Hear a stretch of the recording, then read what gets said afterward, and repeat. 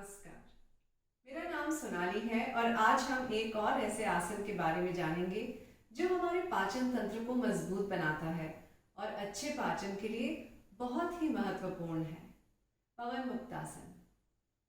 ये कैसे किया जाता है जानने के पहले ये जान लेना जरूरी है कि इस आसन को किन्हें नहीं करना चाहिए। जो व्यक्ति पीठ या कमर के दर्द से पहले से ही पीड़ित हो उन्हें पवन मुक्तासन नहीं करना चाहिए। यदि आपको सायटिका और स्लिप डिस्क की तकलीफ हो, सीने में दर्द की समस्या हो, अगर आप पेट के अल्सर से पीड़ित हैं या फिर हाल ही में कोई सर्जरी हुई हो तो इस आसन को नहीं करना चाहिए। यदि आपको उच्च रक्तचाप है या गर्दन में दर्द है तो पवन मुक्तासन करने से सावधानी बरतें, सिर्फ पहली स्टेज तक ही करें। तो चलिए देखते हैं कि इस आसन को कैसे करते हैं। सबसे पहले पीठ के बल लेट जाना है। शरीर सीधा रखना है, पैर सीधे, घुटने सीधे, हथेलियां जमीन की तरफ, कंधे जमीन को लगते हुए। फिर दाहिना घुटना मोड़िए और जितना संभव हो सके उसे पेट के पास तक ले आइए। अपने दोनों हाथों की उंगलियों को आपस में इस तरह फंसाइए और घुटनों के नीचे रखिए। फिर एक लंबी सांस भरिए। अब सांस छोड़ते हुए हाथों की सहायता से अपने दाहिने घुटने से सीने को छूने की कोशिश कीजिए।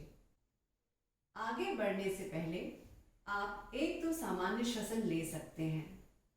फिर एक लंबी सांस भरिए और फिर सांस छोड़ते हुए अपने कंधे और सिर को जमीन से ऊपर उठाइए और घुटने से नाक को छूने की कोशिश कीजिए।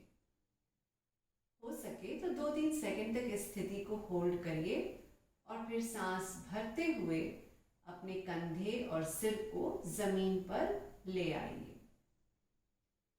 फिर सांस भरते हुए धीरे धीरे शुरुआत की स्थिति में आ जाइए। अब हम इसी प्रक्रिया को बाएं पैर के साथ करेंगे। याद रहे कि इस बार दाहिना पैर सीधा और जमीन पर स्थिर रहना चाहिए। फिर बाएं घुटने को मोड़िए, अपने दोनों हाथों की उंगलियों को आपस में फंसाइए और घुटनों के नीचे रखिए। फिर एक लंबी सांस भरिए। अब सांस छोड़ते हुए हाथों की सहायता से अपने बाएं घुटने से सीने को छूने का प्रयत्न कीजिए। यहाँ आप एक दो सामान्य श्वसन ले सकते हैं। फिर एक लंबी सांस भरिए और फिर सांस छोड़ते हुए अपने कंधे और सिर को जमीन से ऊपर उठाइए और घुटने से नाक को छूने की कोशिश कीजिए। हो सके तो 2-3 सेकंड तक आसन होल्ड करिए और फिर सांस भरते हुए अपने कंधे और सिर को जमीन पर ले आएं। फिर घुटने को सीधा करते हुए शुरुआत की पोजीशन में आ जाएं। ये थी पवन मुक्तासन की पहली स्टेज। नेक्स्ट स्टेज में इसी प्रकार अब हम दोनों पैरों से यह आसन करेंगे। दोनों घुटनों को मोड़ लीजिए,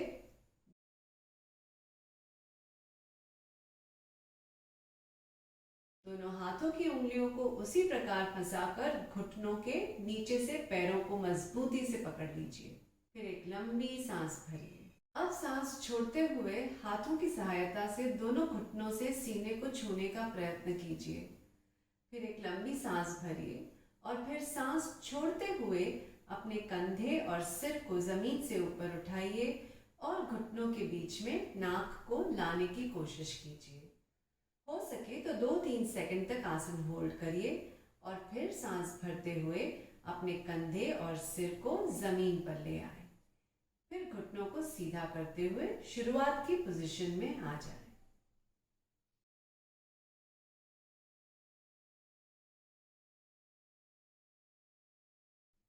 अब धीरे से दाहिने तरफ रोल होकर उठकर बैठने की स्थिति में आ जाए।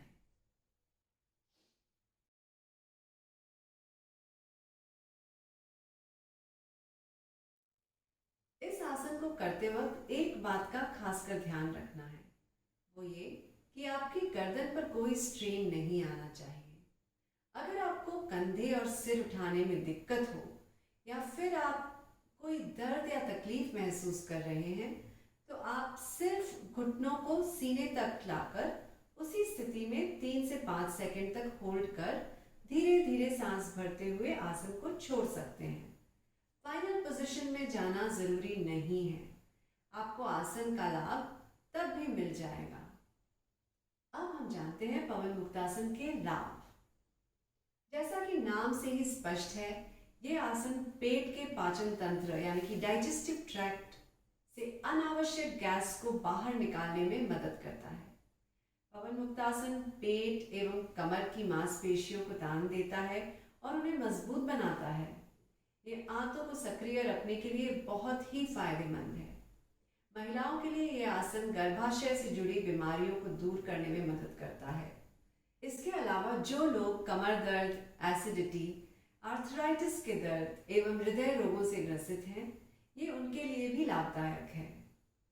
हालांकि शुरुआत में इस आसन को करने में थोड़ी कठिनाई जरूर होती है, लेकिन नियमित अभ्यास से पवन मुक्तासन को बड़ी आसानी से किया जा सकता है। इस वीडियो में आज इतना ही। धन्यवाद। फिर मिलेंगे।